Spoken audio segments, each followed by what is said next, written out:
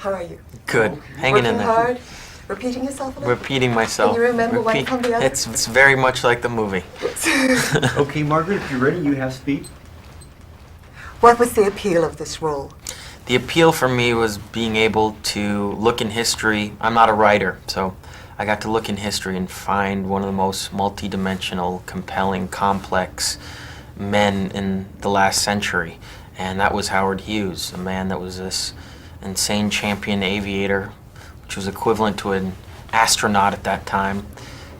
This renegade producer that flipped Hollywood upside down, a man that slept with every starlet there was to sleep with, and a man that also simultaneously was obsessed with everything in his life, but then became obsessed with microscopic germs and really took him on a spiraling, it took him to his own personal mental hell for the rest of his life. On that note, you've talked about maybe having a mild form of OCD. Was that something that you affected just for the movie, or did you really experience it? Well, I don't have OCD. I don't have it. We all have it's a reptilian part of our brain that has this need to organize or do things repetitively.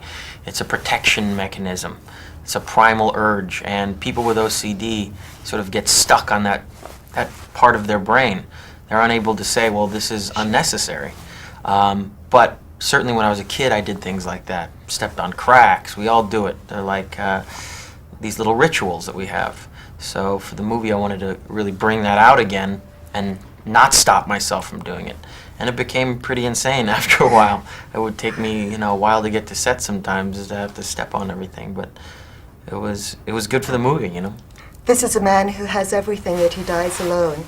Is that a cautionary tale for someone like you who seems to have everything? Well, I've grown up in this business, so I'm, a little battle-scarred and know what it's all about. But I don't think this movie is a moral story or is trying to...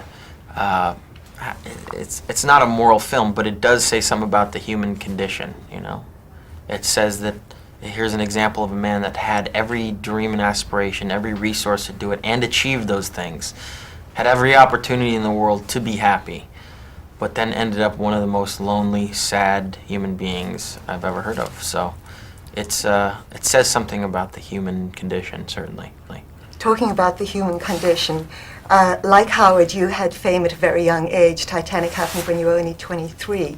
Is that something you wish could have been postponed a little, give you time to grow into the role of fame? I don't know. I have no regrets about doing that film or being a part of that, because it truly is one of those films that has broken cultural boundaries. It's affected people all around the world, and that's what you do as an actor, or hope to do, is be a part of something artistically that will live on for years to come, that people will be seeing in the next 100 years. It's like being a part of a great painting or something like that.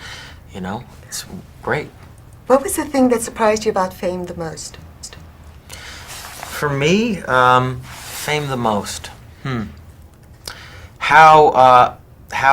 What surprised me the most was how you are sort of brought up onto a pedestal and people revere you, and there's this big surge, and then all of a sudden they want to immediately label you as one thing as soon as possible. You know what I mean?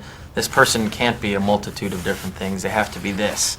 And you get a certain label, and it's kind of hard to shake that off at times. It's pretty amazing. I see it happen with people in all politics, musicians, artists of all kinds. Yeah, but personal life as well. Yeah, prime example, Howard Hughes. The man was a genius aviator. There was this huge force in Hollywood.